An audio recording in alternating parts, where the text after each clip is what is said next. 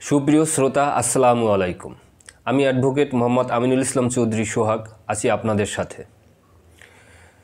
আপনাদের সকল কাগজপত্র ঠিক আছে, নামজারির জন্য আবেদন করছেন, কিন্তু এক অজ্ঞাত কারণে আপনাদের নামজারি পেন্ডিং অবস্থায় আছে, অর্থাৎ দীর্ঘদিন হয়ে গেছে। যেখানে ৪৫ দিনের ভিতরে নামজারি হয়ে যাওয়ার কথা, কিন্তু সেখানে ২ মাস, ৬ মাস, ৯ মাস হয়ে গেছে, কিন্তু আপনাদের নামজারি এখনও হচ্ছে না।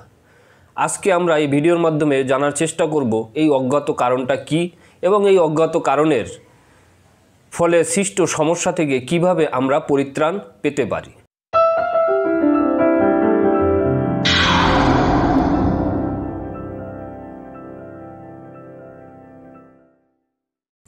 সুপ্রিয় শ্রোতা, নামজারি করতে গেলে আমরা জানি যে অনেকগুলো কাগজপত্রের দরকার হয়, অর্থাৎ আপনি যে জমির নামজারি করবেন সেই জমির পিছনে যত বায়াদলিল আছে সেগুলো দরকার হয়, পিছনে যত পর্চা আছে সেই পর্চাগুলো ধারাবাহিকভাবে মেনটেন করে সেই পর্চাগুলো দরকার হয়, এবং বর্তমানে যে হাল পর্চা সেটাও দরকার হয়, এনআইডি কার্ড দরকার হয়, ইত্যাদি ইত্যাদি।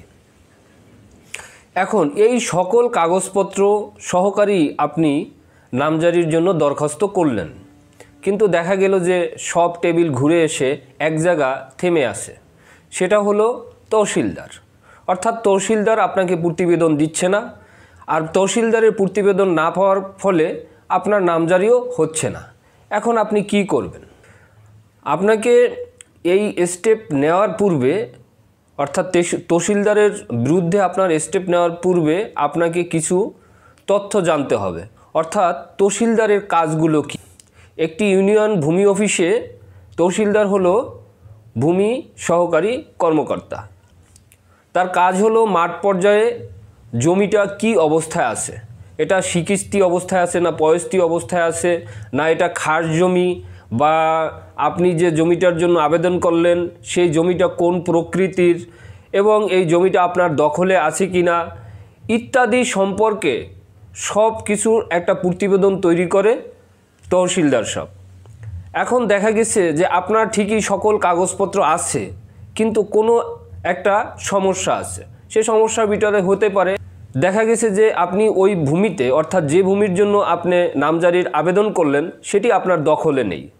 এখন দখলে যদি না থাকে তাহলে তো উনি প্রতিবেদনে মিথ্যা কথা লিখতে পারবে না। তো সেই ক্ষেত্রে হয়তো আপনার দেখা গেছে যে নামজারি হচ্ছে না। এছাড়া দেখা গেছে ওই জমিটা খাস জমি, অথবা দেখা গেছে যে এই জমিটা সিকিস্তি বা পয়স্তির অন্তর্ভুক্ত। এই সকল কারণ ছাড়াও আরও কিছু কারণ থাকে যেগুলোর জন্য সে নামজারি যে প্রতিবেদন সেটা দিতে ব্যর্থ হয়। এখন আরও কিছু অজ্ঞাত কারণ থাকে, হয়তো মনে করেন অনেক সময় তারা উপঢৌকন চায়, সেটাও হতে পারে। যাই হোক, আমি ওই দিকে যাব না। যদি আপনার সকল কাগজপত্র ঠিক থাকে এবং আপনি জমিতে যদি বহালেও থাকেন, অর্থাৎ দখলে থাকেন, এবং আনুষঙ্গিক যে কাগজপত্রগুলো সেগুলো সব যদি ঠিক থাকে, তাহলে আপনি তার বিরুদ্ধে ব্যবস্থা নিতে পারবেন। এখন কিভাবে ব্যবস্থাটা নেবেন? আপনি তার বিরুদ্ধে যে সরকারি যে বিধিমালা আছে সেই বিধিমালা অনুযায়ী তার বিরুদ্ধে আপনি লিগ্যাল অ্যাকশনে যেতে পারবেন। কিন্তু আপনাকে অবশ্যই স্মরণ রাখতে হবে যে একজন সরকারি কর্মকর্তার বিরুদ্ধে যখন আপনি মামলা মোকদ্দমা বা এরকম একটা রিপোর্ট দিতে যাবেন, তখন আপনাকে বারবার জেনে নিতে হবে ওই অফিস থেকে যে এক্স্যাক্ট কী কারণের জন্য আপনার নামজারিটা হচ্ছে না। সেই কারণটা আপনাকে ফাইন্ড আউট করে দেন আপনি তার বিরুদ্ধে লিগ্যাল অ্যাকশনে যাবেন। ধন্যবাদ। যদি আমার এই ভিডিওটা ভালো লাগে তাহলে অবশ্যই লাইক, কমেন্ট, শেয়ার করবেন। আসসালামু আলাইকুম।